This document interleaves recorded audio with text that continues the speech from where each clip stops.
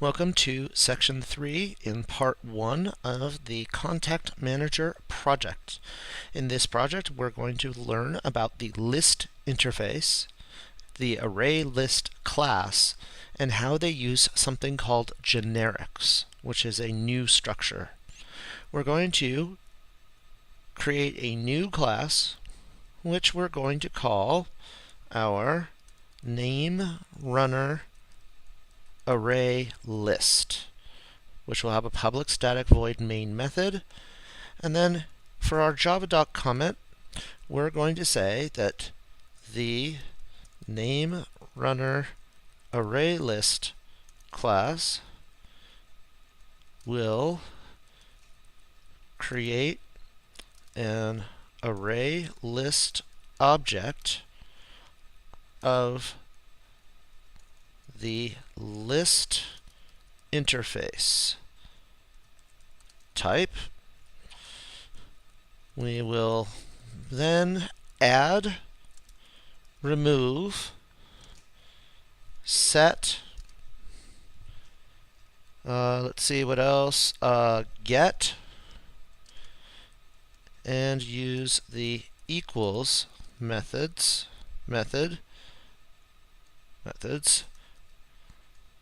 in the ArrayList class. So the ArrayList class has an add method, a remove method, a set method, a get method, an equals method. It also has, I left one off, size, and use the equals methods in the ArrayList class. So we're going to cover each of these methods and what it does. So I'll put my name on it and a version number to mark when this work was created. Okay, and now we're ready to get started. Now we're going to model what we're going to do here, at least initially, on the same steps that we did with our nameRunnerArray.java. So we're going to start by creating our array. And what I'll do is I'll show you the array code, and then I'll show you what it looks like if we do it instead as an array list. So when we were creating an array to store name objects, we said name array, and then we had to come up with a list, a name for our list. So I said it was names equals new name, and then we had to specify how many names were going to be in our array. So each of these elements is going to change in a significant way. So the first thing to realize is that we have two things. We have the list interface and we have the ArrayList class. So when we're creating a type for our class here, we could use either list or ArrayList. And the question is, which should we use and why? And the answer is generally the same, which is any type of array list can be stored in a list, an object of type list. You can't go the other way. So we always want to choose the option that gives us flexibility, and the interface gives us that flexibility. Now, when we were doing this as an array, we said what came next was the brackets to specify that this was an array. Well, in this case, the brackets are replaced by something we call angle brackets. Actually, we refer to these as square brackets. These are angle brackets, and this is an indication that we're using something called generics. Generics are indicated by the use of angle brackets. Okay? Then, what goes inside the angle brackets? Well, I'm making a list of something. What is the list of? It's a list of name. What's going to be stored in this list? Name objects. Therefore, it's a list of name. Now, next, I'm going to have to say names equals new. And here, I'm calling a constructor. What is my constructor going to look like? Well, and this is where the confusion comes in between the array list and the list. Could I construct a list object? Well, what did we say list was? List is an interface. Can I instantiate an interface? And the answer is I cannot. But there's a class that implements the list interface, and that class is called ArrayList. But whenever I have a list, I always have to say it's a list of something. So it's a list of name objects. And of course, this is a constructor that I'm calling. A constructor is a method. So what has to go after the name? My parentheses. Now, if you're using a nice advanced IDE like Eclipse, it will help you with this next step, which is I've used list and ArrayList. Java doesn't know what these are unless I tell it.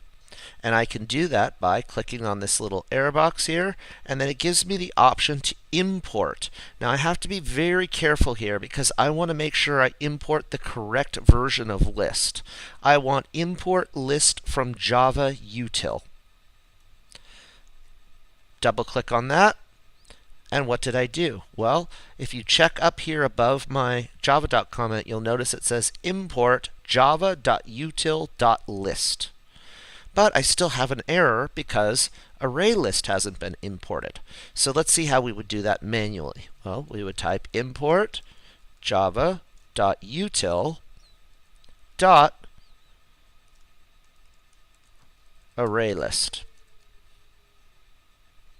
And now I've properly imported my two classes, so I can go about using them. So, what does my list have in it right now? Well, the answer is it has absolutely nothing in it. So let's say that we wanted to write a loop to prove that this list had nothing in it. How would I find out how many elements are in my list? Well, if it were an array, I would say names.length to find out how big my array is. I could do something very similar for an array list. I can say for int I equals 0, I is less than names.size. Size works the same way as length for arrays, except notice it's a method. It's got parentheses on the end. So names.size tells me how many names are in the list. All right, well, how do I now get something from my list? And hopefully the use of the word get gave you a clue. I can say that I have a name, and this is going to be a name from my list. It's going to be equal to names.get I. I've just retrieved a name from my list and stored it in this variable called a name. Now, what do I do next? Well, now I want to output that name. So I'm going to do a system.out.println, and I'm going to say names plus I plus square brackets equals plus a name. And then just to finish it off, I'm going to do a system.out.println and say there are plus names.size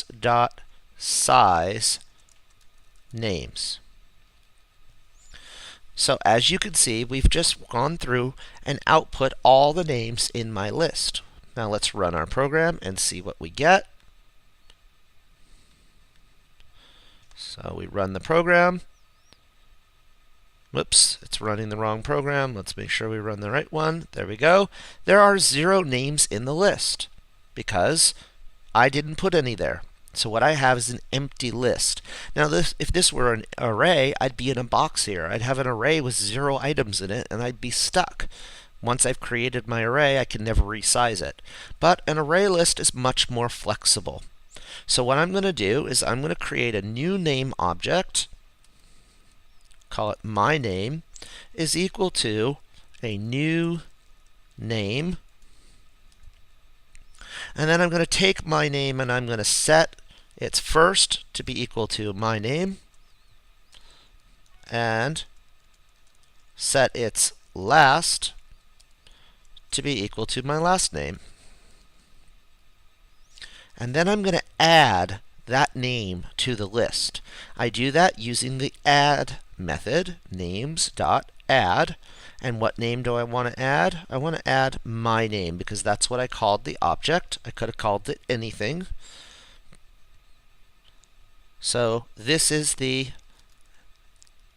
add method of the list interface. And remember, the ArrayList class implements the list interface. Therefore, because the list interface has an add method, the ArrayList class must have an add method. Okay, so I'm going to run it, and there we go. Names 0 equals Aaron Braskin. There are 1 names. Okay, so what's next? Well, we've learned from working with arrays that there's a easier way to add a name to our list, or to create a name.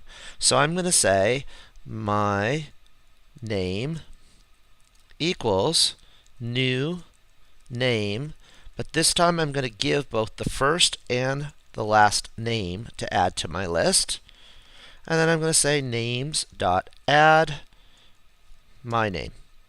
Now notice in this case that I'm reusing this variable, my name.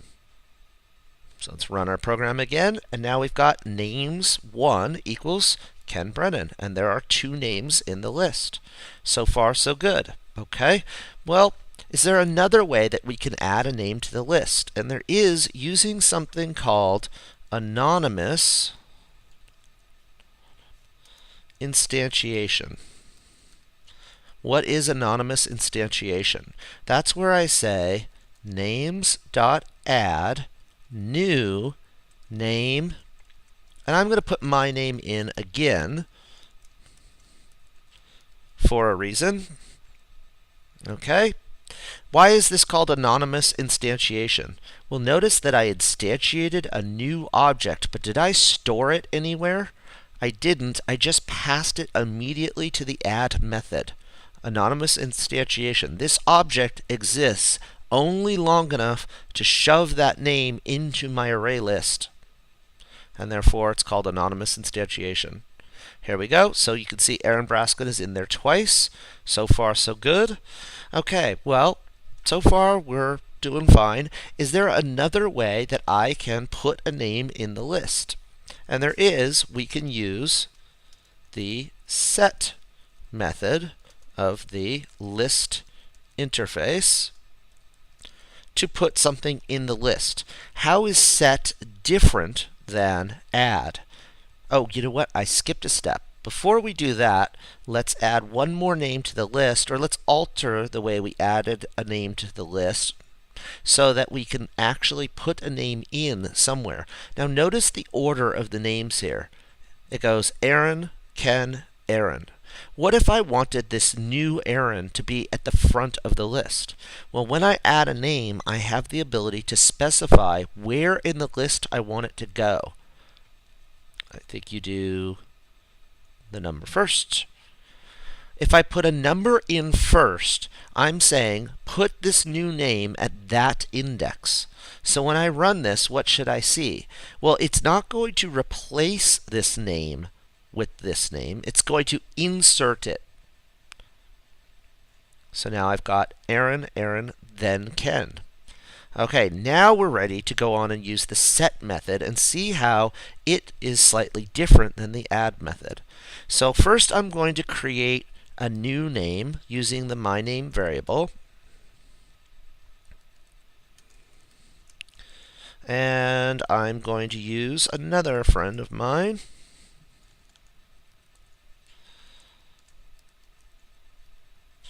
Okay, so I've got a new name. Now I'm going to say names.set, and what set does is allows me to put a name at a location. So I'm going to say I want this name to go in at position 1 in the list, and I want the actual element to be my name, which I've just defined as being David Connor. So if I run this, what am I going to see here? I'm going to see the first name should be Aaron, the second name should be now David Connor, and then the third name should be Ken Brennan. And there we go. But set has one other very interesting feature, which is set actually returns a value. If there's a name stored at that index, set will return the name that's there. So I could say name replaced name equals names.set1, my name. What value will replaced name have? It will have the name that was stored in the array when I did names.set. So replaced name should be Aaron Braskin.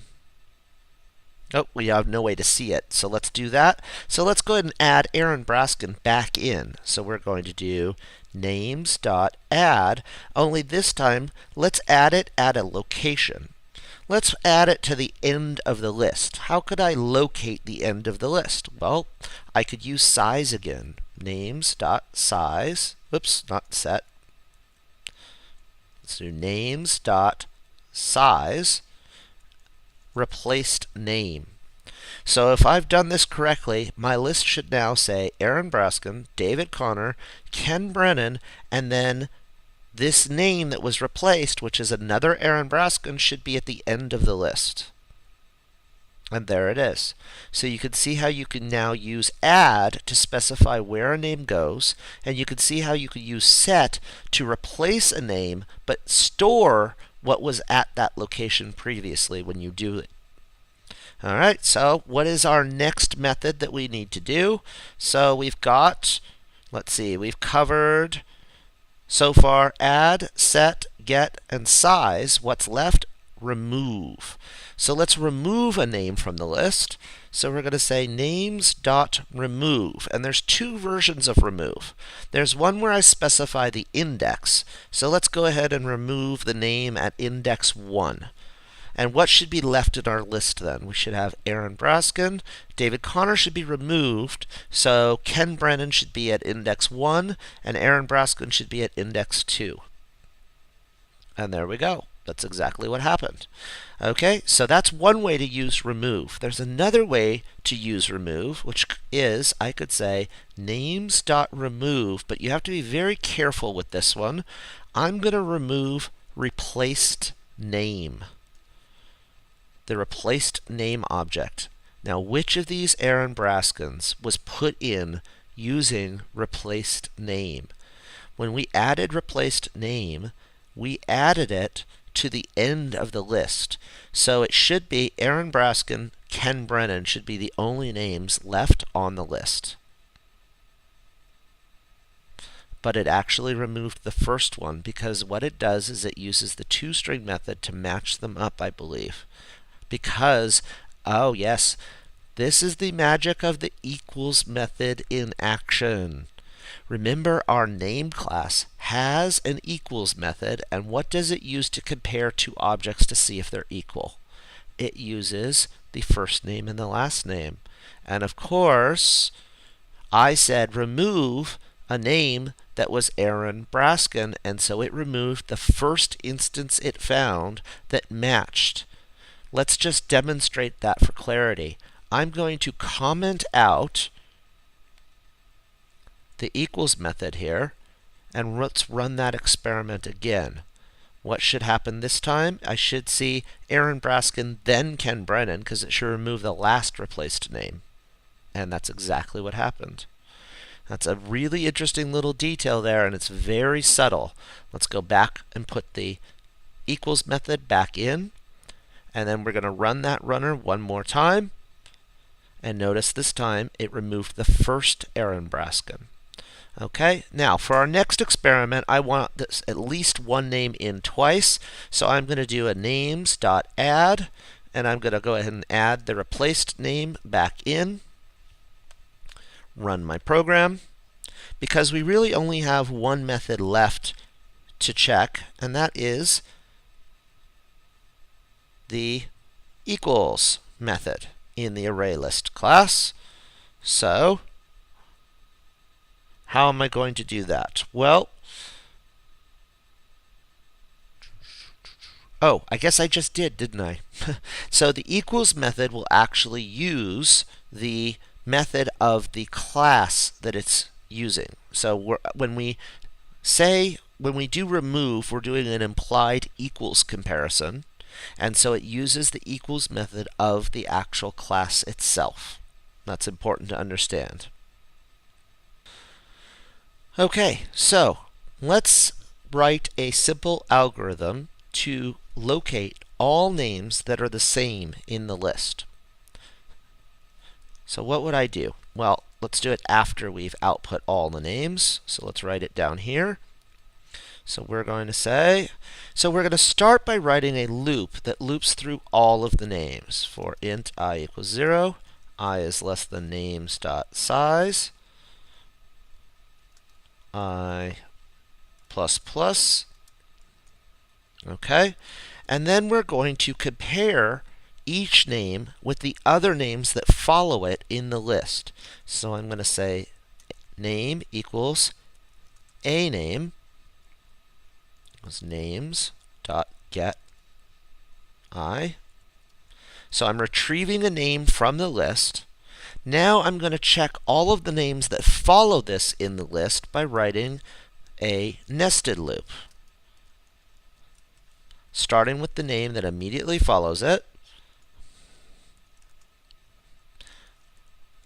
Go to the end of the list, and then I'm going to see if those names are equal. So I'm going to say if a name dot equals names dot get j, then I'm going to do an output where I say the name that I found plus is found at indexes plus I and plus j. All right, so let's run it. And you'll notice there that there are three names. Aaron Braskin is found at indexes. Oh, I misspelled indexes. Indexes 1 and 2. And if we went ahead and added some more names to the list, we would see that this would find all of them for us, all of the duplicates. Okay, so we've covered all of the methods that are part of the ArrayList class. Let's review what those are really quickly. We have first the add method. Well, first we have the constructor. Then we have the add method. Then we have the add method where we specify an index. Then we have the set method where we specify an index and we store the result. Remember, you don't have to store the result, but you can. Then we have the remove method, which determines if there's anything in the list. And then we have, actually that's it. Those are all of the methods. Now, there's one other method that can be used, and that is the isEmpty. IsEmpty effectively does the same thing as checking to see if the size is 0. So at this very first line where we did here, we did, where is it? There are names.size names, right? So if we wanted to have it check to see if the list was empty, we could do that. Let's do that right after we instantiate the list. We'll say if names.isEmpty. So the list is currently empty. And all this does is checks to see if the list is empty, and if it does, it returns true. And you'll see the list is currently empty, and then we begin adding things to the list. Okay, that is the ArrayList class. It's a lot of material to take in very quickly. Let's review one last time. What method do I use to add a name to a list? The add method. What method do I use if I want to change a item from the list? I use set. What method do I use to get rid of something on the list Remove. And what method do I use if I want to simply check the size of the list? I use the .size method. And then finally, how do I instantiate a list? I use angle brackets, and then I specify the list as being a list. That's the interface. Then I use angle brackets, the type that goes in the list. Then finally, I'm going to instantiate an actual ArrayList class calling the constructor. And so I have to say what type that list is going to hold, and it's going to be a name in this case. And it's the default constructor, and therefore I have empty curly braces.